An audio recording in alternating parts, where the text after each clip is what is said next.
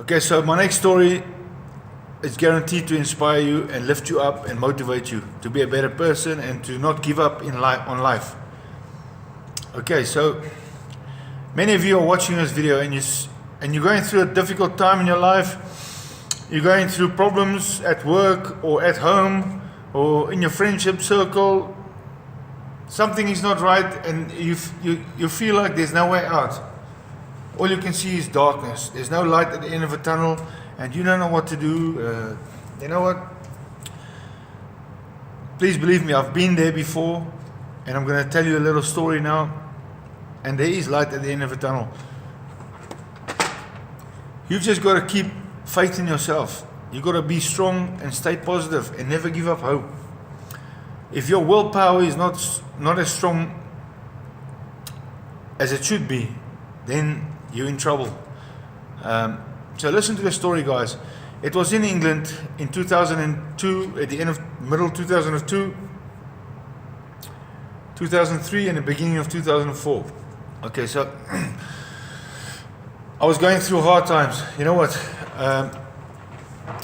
I found myself, in 2003, I found myself living in my car in London.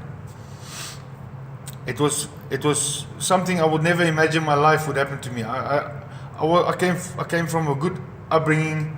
My parents did a great job with me. They did what they had to do.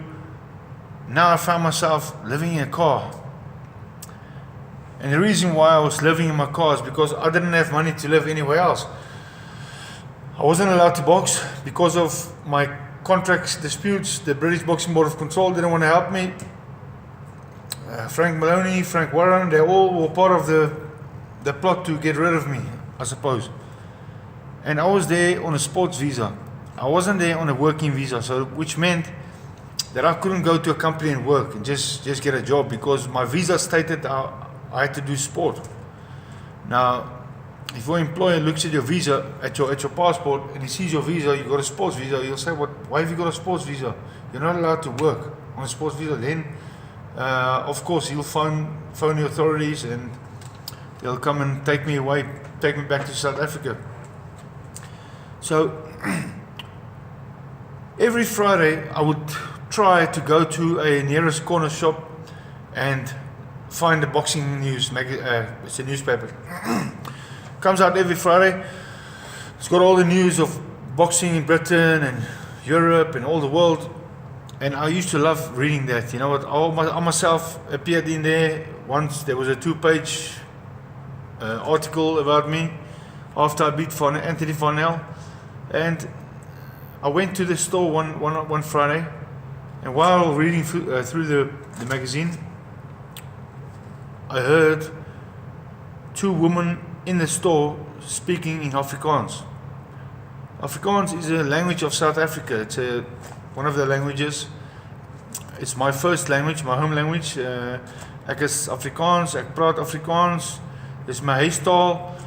And I heard these 2 girls talking in Afrikaans and I just had to approach them because I was on my own there. I had no friends, I had no one. No family, nothing. And I got talking to them and it turned out they just arrived in the country and a couple of days ago, and one of them had a job interview to work as a care worker for a disabled lady. And the job interview was taking place in an area called Epping. And this girl didn't know how to get to Epping. I said, well, I know where it is. I can take you there. I've got a car. We can go there. And she was very happy. We drove there. It was opposite Epping Forest. Epping is a very famous area, Epping Forest. So I took the girl to the house. We found the house number. And I said, okay, go in. I'll wait for you. And I waited. And about a half an hour later, she came out and she said, come here. I said, what? And I got out of the car. I said, what's wrong? She said, no, the owner of the house wants to meet you. I thought, oh, the owner of the house wants to meet me. I'm in trouble again. Because your confidence levels aren't so high because everybody in your life has disappeared. all the boxing people. You're not boxing anymore. You've got no money. You've got nothing. Your confidence levels drop. I went into the house, and the woman was there. She was laying on top of her bed. Her name was Vivian McCarty. Vivian McCarty, very, very good woman. She was paralyzed from her neck down.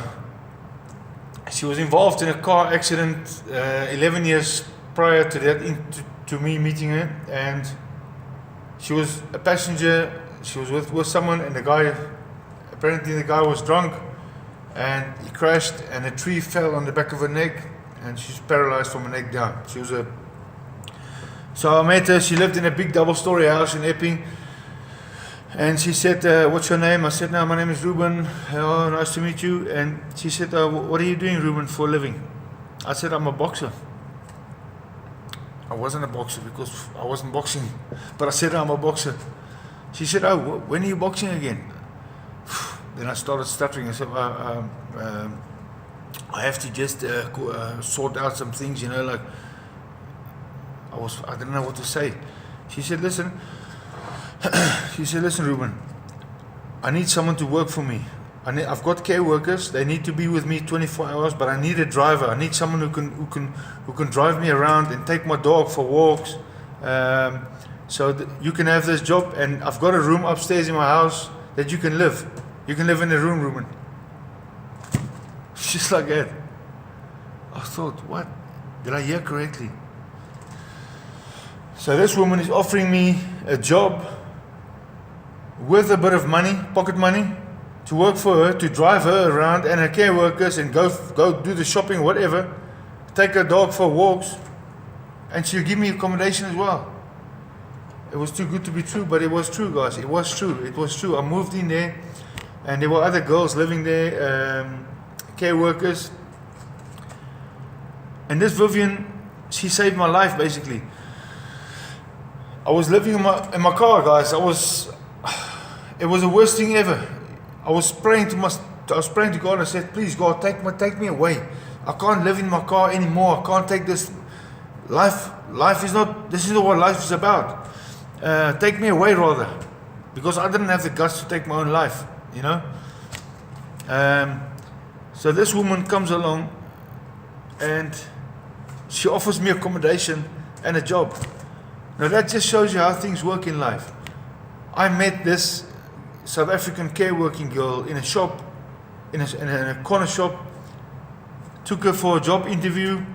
I wasn't expecting anything in return, like any money or anything from her. I just did what I had to do, and waited in the car, and I waited, and then the girl comes out. She introduces me to Vivian, and the next thing, I've got a job and I've got a room. So guys, that's a little story that happened to me back in 2003. Vivian McCarty, her name is Vivian McCarty. Very, very good woman. You know what? My aunt, she's now passed away 2 years ago. It's now 2017. She passed away 2 years ago. Unfortunately, you know what? But I'll make another couple of videos about Vivian McCarty and my experiences working for her and being friends with her. What a good woman she was. You know what? She really was a good woman, good blessing in my life.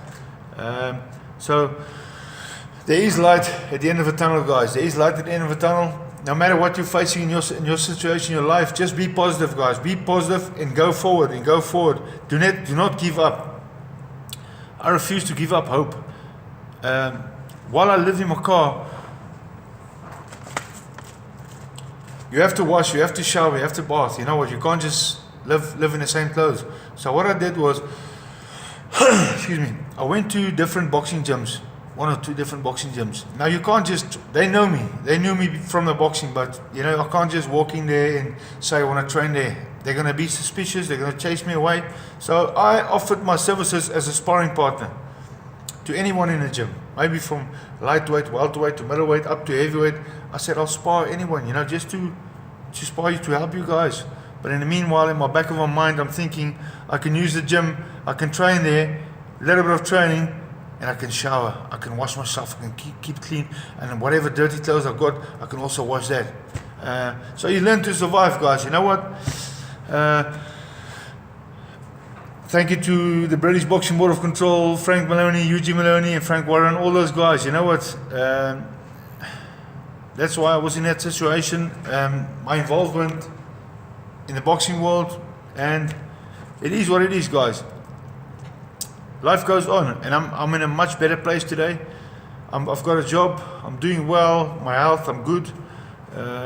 Things are good, guys. You know what? I thank God. I'm grateful.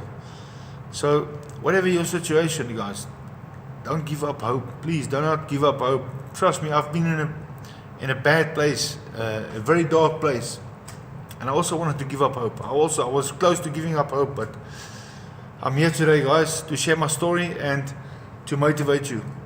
Okay. So I'll make more videos with regards to Vivian McCarty in the future. Till next time, cheers.